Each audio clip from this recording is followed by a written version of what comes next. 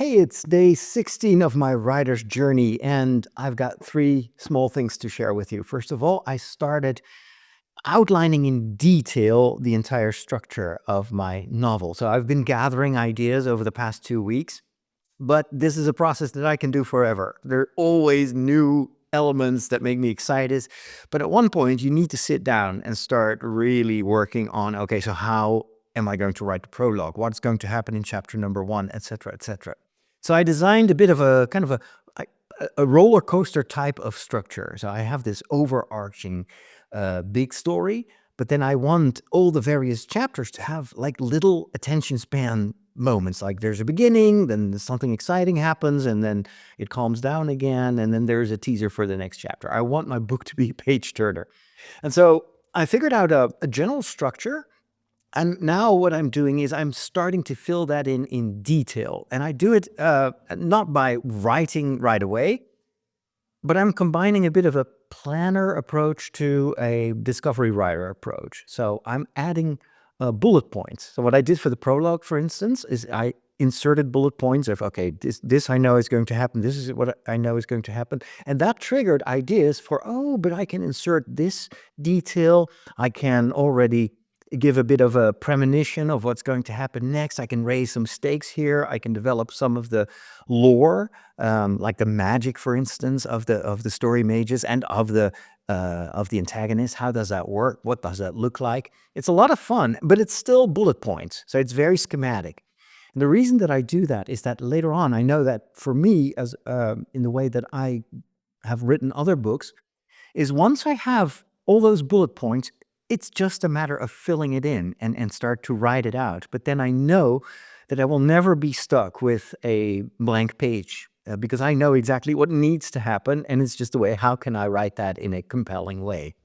So that's probably going to take at least a week, I think, to do. So the first 2 weeks of this month were kind of discovery phase. It's gathering the elements that I needed for the story.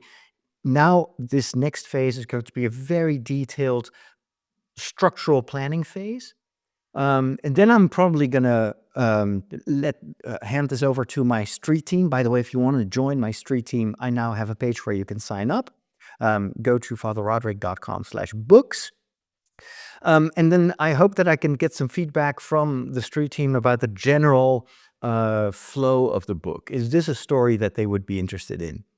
And then obviously I will get hopefully some feedback that will show me where the gaps are. So then I'll take another week to refine, and that's when I will start to write. So that means 4 weeks of preparation, and then the writing process starts. And how long is that going to take? I have no idea. It depends. I've never written fiction before, so we'll see. I'll keep you up to speed. So that was the first thing. The second thing is I think I figured out what I'm going to do with those animals. Remember, in a few videos ago, I spoke about an idea that I had about animals.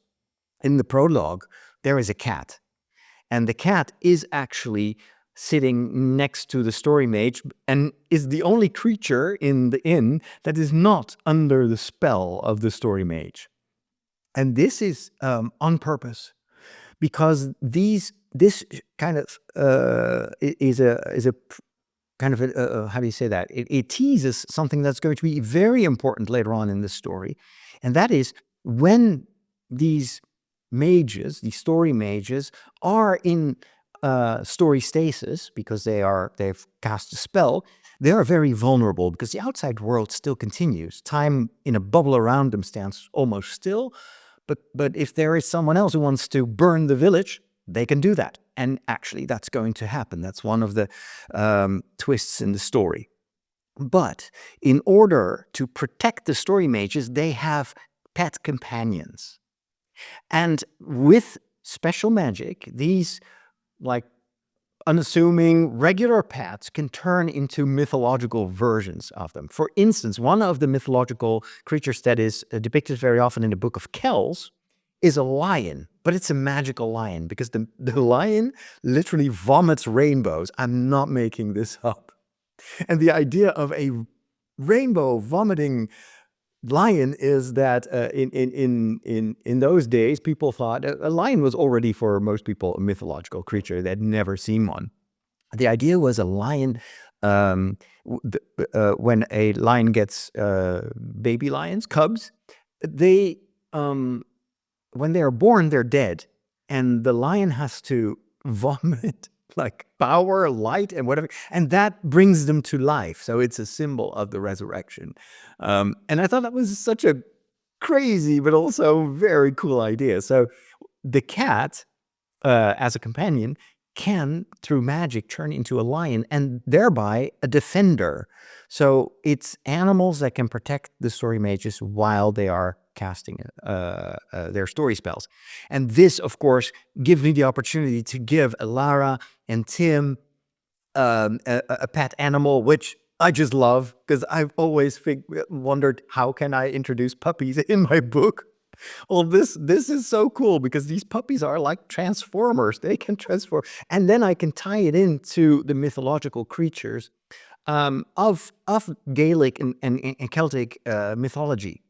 So I did some research this morning, and I have a whole list of mythological creatures that are mentioned in the ancient stories. And we know that the monks who created the Book of Kells used a lot of those existing mythological stories to in their illuminations. The illuminations are the designs, the little pictures that they created to embellish the text.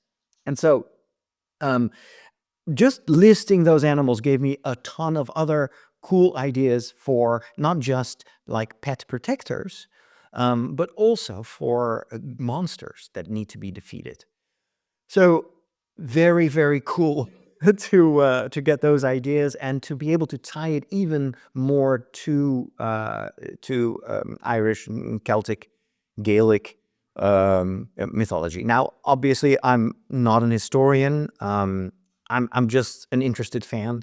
So thankfully, I do have a few people that I know that are historians and that do know a lot about these time periods, and they sent me some notes. So I'm going to integrate this later on. But again, that's for later. The first thing that I need to do is to make a very detailed bullet point list of every chapter, and then I'm going to start to write. And it's a lot of fun. So that's what I wanted to share with you. There's one last thing is, as I mentioned, the page for my books is now online. So if you go to fatherroderick.com/books, you will see pictures of the books that I've already written. None of them are currently available, and that's because I still need to set up my Amazon KDP store or whatever or page. But over time, you will be able to order the books, and there's some of them that are available for free. And you will see a form where you can leave your name and your email address. And if you do that, then I'll send you probably weekly updates. I'm not going to spam you to death. These daily videos are already a lot, and maybe over time I might go to a format where it's a weekly update, especially when I start writing, which is a much slower process than obviously the outlining the story. So maybe I'll do what Brandon Sanderson is doing, like giving a weekly update on where I am in the writing process. Let me know what you would prefer. If you would like to join my street team, welcome. I would really appreciate your feedback. And check out the videos on this channel, because I've been uploading not just my daily videos, but also interviews with fantasy authors that inspire me. And you might enjoy those as well. So talk to you later. Have a wonderful rest of your day and take care.